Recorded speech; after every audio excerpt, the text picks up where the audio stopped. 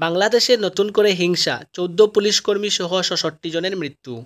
শেখ হাসিনা সরকারের অপসারণ চেয়ে ফের রাস্তায় নেমেছে পড়ুয়া এবং যুব সমাজের একাংশ। এর কারণে রবিবার বাংলাদেশে ৬৬ জনের মৃত্যু হয়েছে। এদের মধ্যে ১৪ জন পুলিশ।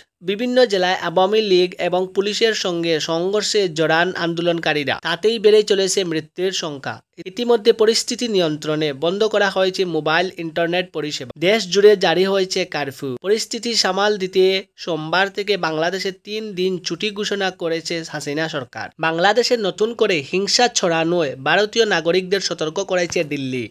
বাংলাদেশে ভারতের সহকারী রাষ্ট্রদূতের তরফে বিবৃতিতে বলা হয়েছে, ছাত্রছাত্রী সহ সকল ভারতীয় নাগরিকদের সতর্ক থাকার পরামর্শ দেওয়া হয়েছে। জরুরি পরিস্থিতিতে যোগাযোগ করার জন্য নম্বর দেওয়া হয়েছে।